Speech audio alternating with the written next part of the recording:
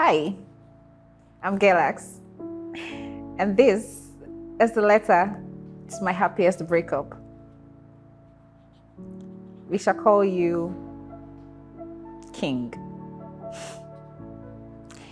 Dear King, we met in church. I was so dedicated to God and to the service in church that anybody who asked me out needed to talk to my pastor, needed to talk to my unit leader, we needed to pray about it. And we didn't just start with you. We spoke to the GO, we spoke to my unit head, we spoke to my spiritual leader in church, and we spoke to my mentor in school as well. Maybe I should have listened to him, my mentor then. When I go back to his office after your meeting with him, he said to me, why do you want to be in a relationship with him? I'm like, why not? I like him. And he said, why?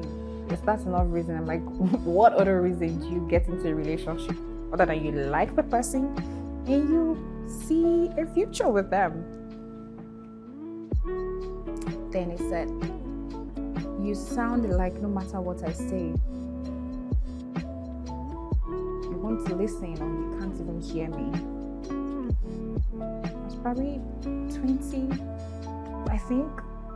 So obviously, he was an old school. So he didn't know what he was saying. I mean, if my pastors in church thought I were a good match, we prayed and everybody thought we were good.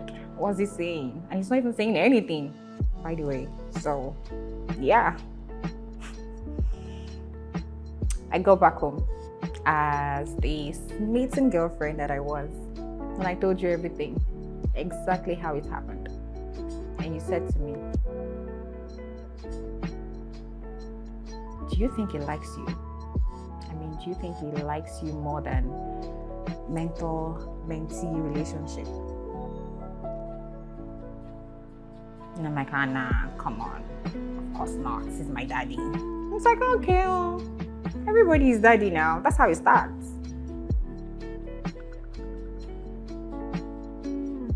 I remember that my spiritual leader had actually called you to a meeting and asked you, do you know this girl very well? I said, yes. I said, what do you know about her? He said, oh, she's good, she's that. And said, what are the negative things about me? And you did tell him that I'm very stubborn. And he's like, do you know how the extent of her stubbornness? You're like, yes, I know. And then he had asked you, how do you intend to handle that or deal with it? And he said, oh, I mean, I don't remember exactly what you said, but you did give a convincing answer. And he gave his nod and said, oh, I mean, he knows you well enough, so you're going to be good. Yours is the first and only relationship I've been in, and every day I knew that we were headed nowhere, but I still couldn't say I was going out. I couldn't back out. I mean, I love to wear rings. I've always loved jewelry since I was a teenager. And with you, I think you gave an instruction that I could only wear one or two. I couldn't talk to my neighbors. I couldn't greet the guys. I couldn't hug them. And my friends kept asking, what's wrong with you? You're different. You're changed. And I'm like, oh no, I'm just in love.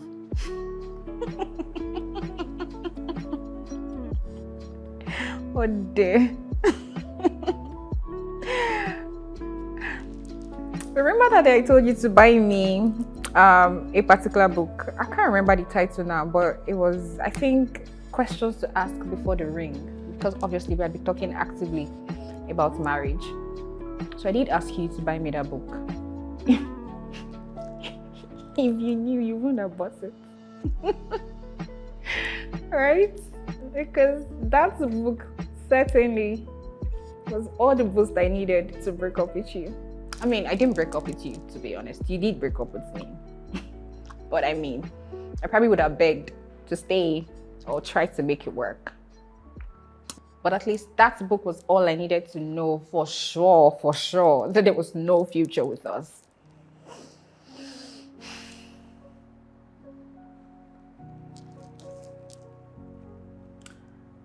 You knew my auntie, my uncle, literally everybody in my life, and you did try to alienate me from them. The day we broke up, your house to mine is just a walking distance, and before I even trekked to my house, everybody in my life knew that we broke up. And you didn't say the nicest things about me. Thank God for people who know me and love me and could vouch for me. My auntie was practically arguing with you that my daughter can never do that. I'm sorry. I don't know what transpired, but that is not my daughter. And you kept saying, it's not the version of her that you know. Like, come on, man. I mean, it's fine. We're cordial now. But yeah, you definitely are my happiest breakup.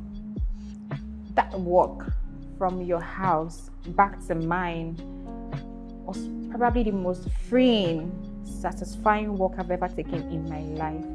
I remember that playing in my head repeatedly was, I'm walking away from the troubles in my life.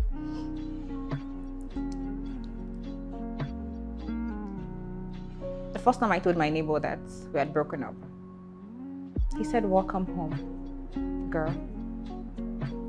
You're such a smart girl. You have a library of books. You read. You're smart. I don't understand how you allowed yourself to disappear in a relationship.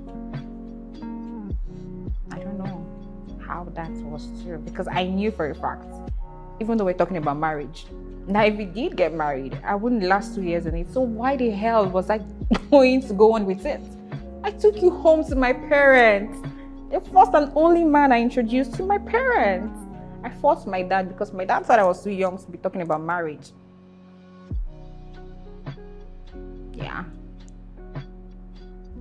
But hey, it's all good now. You are married, you are happy. I'm single and I'm happy.